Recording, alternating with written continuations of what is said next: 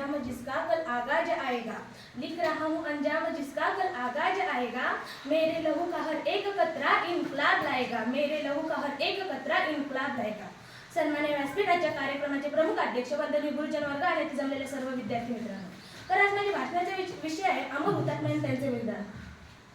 भारतीय भूमी वीर सुपुत्रांची खाण आहे। या भूमीत जन्म घेऊन आणि क्रांतिकारक देशभक्तांनी देशाच्या स्वातंत्र्य प्राप्तीसाठी आपल्या सर्वस्वाचा त्याग केला आहे। या त्यागी देशभक्तांच्या यादीत क्रांतीवीर भगतसिंग यांचे नाव प्राधान्याने घेतले जाते। त्यांच्या शौर्याचे प्रसंग आजही अचंबित करून टाकतात।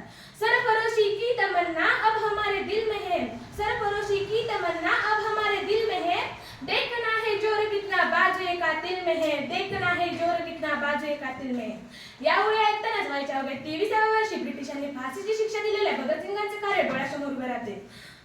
28 सप्टेंबर 1907 रोजी लालपूर जिल्ह्यातील बंगा या गावी जन्मलेल्या भगतसिंगांवर त्यांचे वडील व काका यांच्या देशकार्याचा प्रभाव होता।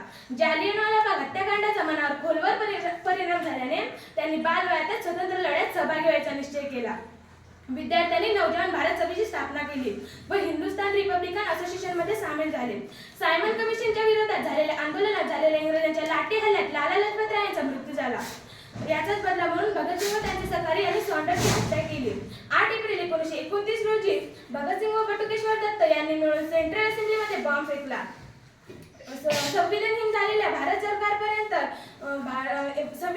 इंग्रज सरकारपर्यंत भारतीयांची भूमिका पोहोचवणे हा त्यामागचा उद्देश होता। सॉन्डर्सच्या हत्येचा खटला चालला। अखेर 23 मार्च 1931 रोजी भगतसिंगांना व त्यांचे सहकारी राजगुरू व सुखदेव यांना फासावर लटकवण्यात आले। हे तिन्ही वीर हसत हसत मोठ्या अभिमानाने इन्क्लाब जिंदाबाद, इन्क्लाब जिंदाबाद, भारत माता की जय, भारत माता की जय असे नारे देत फासावर चढले। 23 मार्च हा दिवस त्यांच्या स्मरणार्थ शहीद दिवस म्हणून साजरा केला जातो। शेवटी एवढंच म्हणेन, भारतीय भूमी स्वतंत्र करण्यात हाती घेऊन प्राण, भारतीय भूमी स्वतंत्र करण्यात हाती घेऊन प्राण, बलिदानाचे कफन बांधून लढले क्रांतीवीर महान, बलिदानाचे कफन बांधून लढले क्रांतीवीर महान। धन्यवाद।